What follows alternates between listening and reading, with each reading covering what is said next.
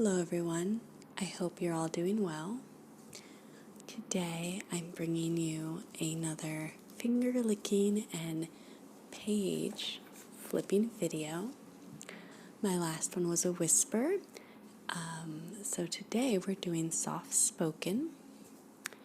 I also wanted to do a slightly different magazine / book. I found this on the bookshelf. It's more bicycle stuff. It's the Trek Retailer Guide 2016. And it has the appearance and feeling of a book, but the pages are more of a magazine material, but a little bit thicker and glossier than a traditional magazine. So I thought it would be nice to mix up the texture a bit. I may start sweating mid-video because it's a very hot day today. Mind you, this will go up on my channel probably in autumn time, who knows. But today it's a hot, hot summer day, one of the hottest in New York City this season. So I had the AC going. Obviously the AC and fans are off. Let's see how we do.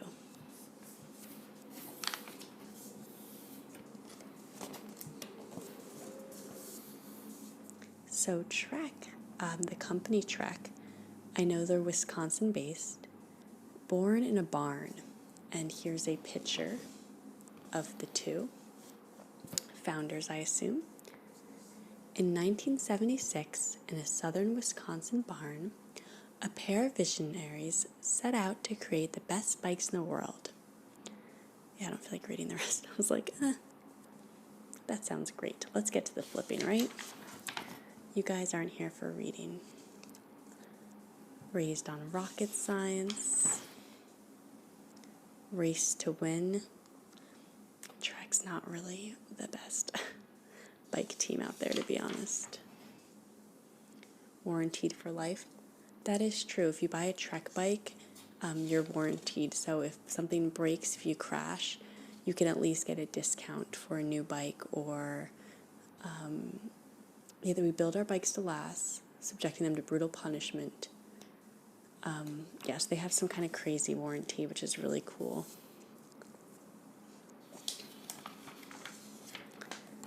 So this is their retail guide from 2016, so it's 3 years out of date, but that's okay.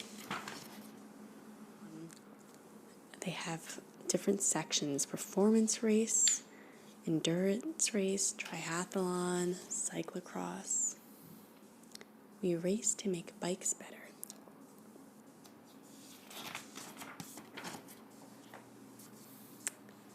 And this looks like it's still an intro.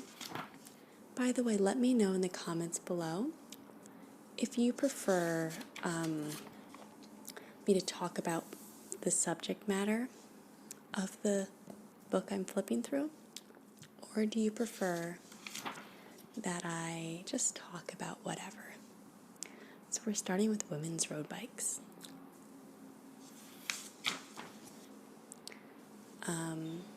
This is all about fit. That's actually really cool. H2 fit, H1 fit, endurance fit. It's actually a pretty fascinating magazine, but I feel like for those of you, which is basically 98% of my viewers, who aren't into bikes or cycling, you might find it a little boring. So, living in the Bronx, there's a lot of outside noise, of course.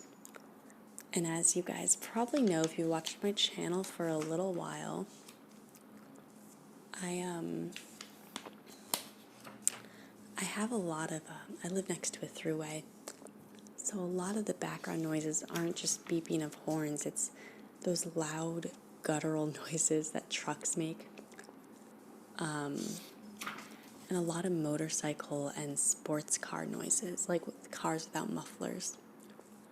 So for those of you who are car fans, and I'm asking this not sarcastically because I'm genuinely curious, why do people like to remove their mufflers? I understand, I mean, it's not for me, but I guess I can understand the thrill of going fast on a motorcycle or a car. But why do you need to have that loud noise? I'm not saying you, because I'm not assuming you watching this, but if someone could explain that to me. To me, it always feels like a very, like they're trying to show off, I guess. I don't know. I guess I already think it's silly, I'll be honest. But I guess if you're filming an ASMR video, it feels even sillier. Because you're like, oh, have you ever wondered why my videos are so heavily edited and chopped up? It's because I've probably never gone more than 1.5 minutes straight in a video without a loud car revving their engine. So these are a bunch of women's bikes. They're fine looking. That yellow one's actually kind of nice. Right here. I think I just like the color though, not so much the shape. My bike's an all-city bike. It's called a Space Horse. And I love it. It's not super lightweight carbon or anything fancy, but it's a nice bike. It's solid. And I think it's aesthetically pleasing.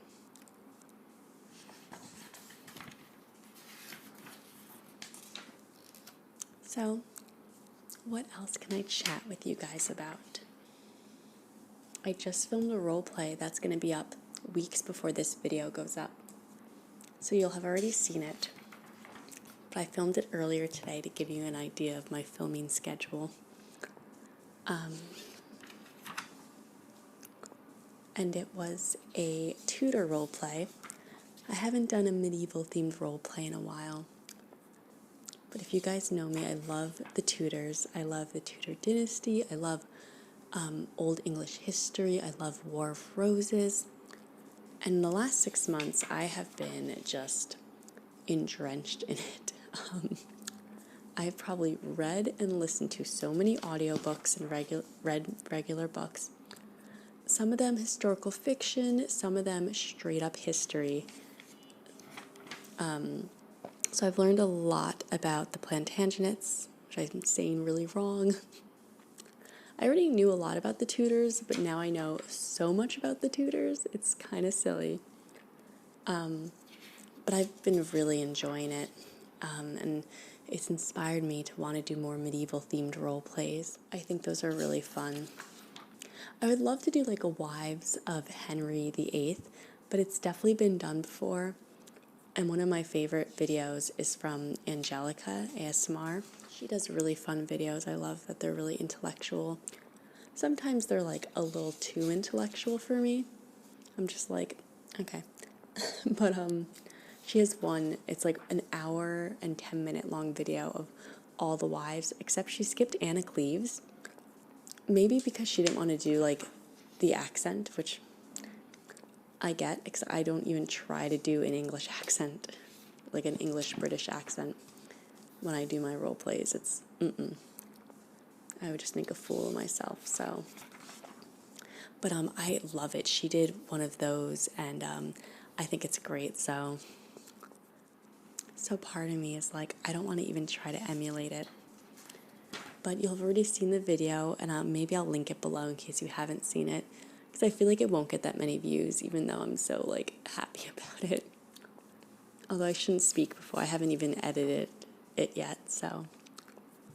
More Trek bikes, more women's bikes. Very cool. So, yeah, but the role play that I did it's called The Other Boleyn Sister. And it's inspired a bit by the book, which is called The Other Boleyn. I think it's The Other Boleyn Girl, not The Other Boleyn Sister. The Other Boleyn Girl, which was made into a movie, the book. The book's by Philippa Gregory. I really like Philippa Gregory's books, but I think she has a lot of historical inaccuracies. And her portrayal of Anne Boleyn is really annoying. A lot of critics have felt that way about her too. But I genuinely like her books. I do. So I did a little bit of inspiration from that, but I more so took inspiration from Jean Plady or Plately. I think it's Plady. I love her books. She's such a great writer, and everything's like really historically accurate with her, which is really cool. So you get entertained and you learn. So her personification of Mary Boleyn is what I really took for my role play. But it was so much fun to film, and it makes me want to do more. I at one point thought I would do a War of Roses series while my hair was blonde. You can see my roots are growing, and I'm actually going to grow out the blonde for a bit. And then I might go red.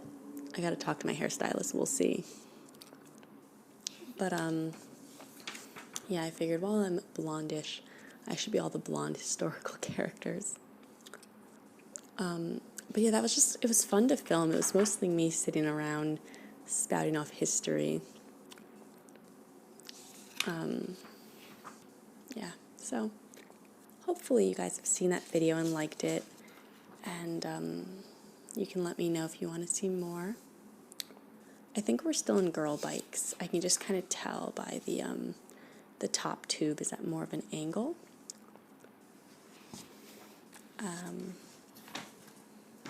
It's getting warm. Keith's Garage.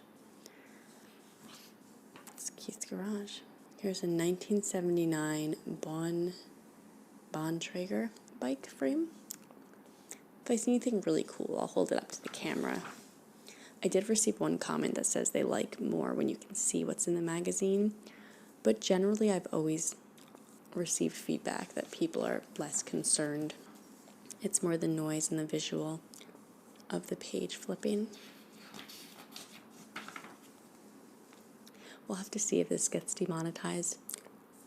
I kind of understand where YouTube's coming from. They probably see finger licking in the title or in the thumbnail and think like, oh, that's sensual or that's inappropriate.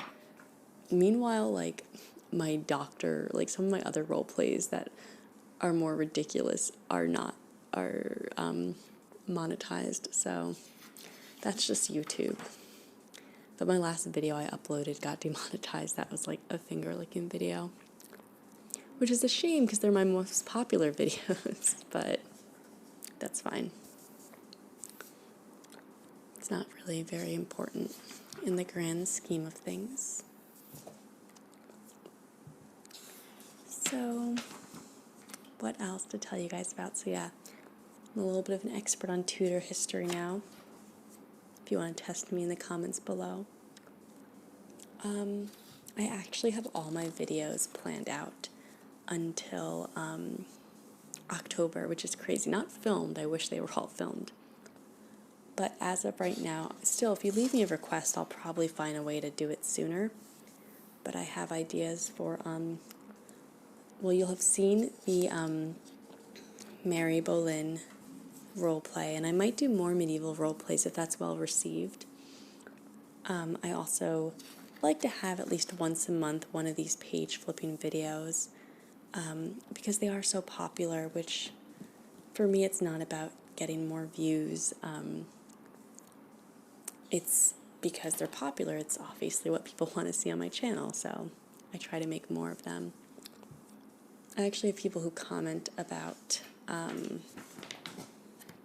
like, oh, you should do this and this to grow your channel, and I so appreciate like the support and the desire to help me out, but I actually don't want to grow my channel. I'm very happy being under the radar. Back when I was getting more views and comments, I was unhappier because with more attention you get more hate or more inappropriate stuff, and I like just having my small, loyal band of subscribers, and it's all very intimate.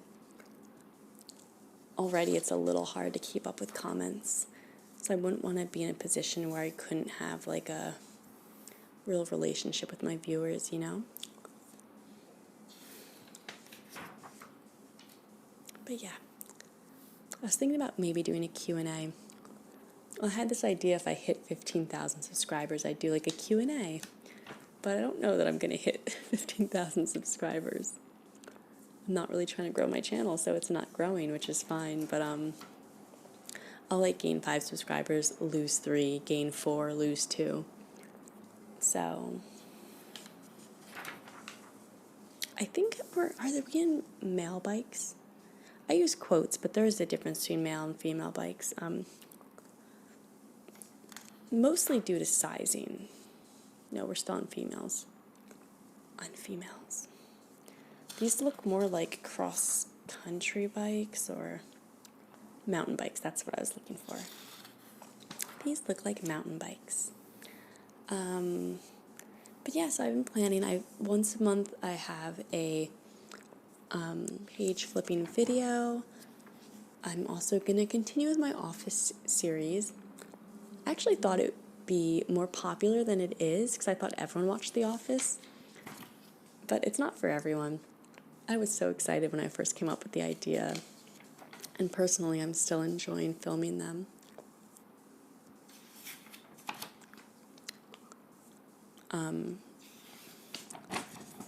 Because I really don't have to script them. I've seen every episode of The Office literally 100 times. For the last 10 years, I like watched The Office just every single day. I watch it to go to sleep, I watch it in the background, I rewatch it for fun. I like literally know the lines, like certain episodes I could like just do the whole dialogue. But anyway, so that's a fun series. So I have those sprinkled in here and there. I like to have a variety, and I never like to have one too many in a row. So yeah, that's why I like to I'll have a finger licking page flipping, then I'll do an office role play, and then I might do another part of my tarot series, which again, not super popular so far, but I really like making them, and some people seem to like them. I think at the end of the day, that's the best you can hope for, you know? Anyway, so yeah, I try to mix it up, role plays, page flipping. But if there's anything you feel like that's missing from my channel that you would like to see, do let me know. There's some videos that honestly I'm just not comfortable making, or they're not very feasible with the equipment and computer and software I have. So I do what I can. But I'm still open to hear requests, obviously, and if I can't do it, I'll tell you I can't do it. But if I can, of course, I'm happy to film what you guys want to see. I think I'm going to wrap this up, though. It's getting quite warm, and I have to head to work. And I'm getting very thirsty. My mouth is very dry from all this, licking my fingers. So this was a shorter one, but I hope you liked it. And do let me know your preference. Again, I think the majority like soft-spoken over whisper. And the majority doesn't care to see what's in the magazine. They just like rambles. But I'm happy to adjust as necessary.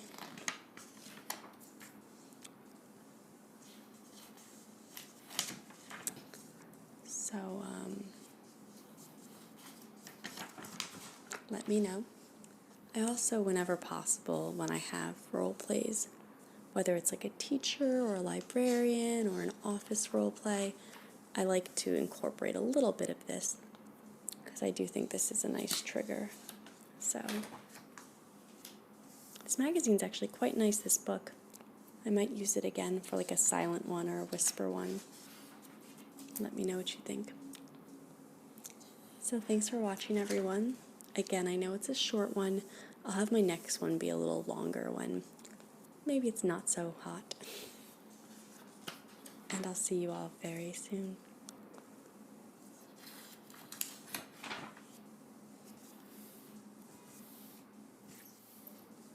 Bye.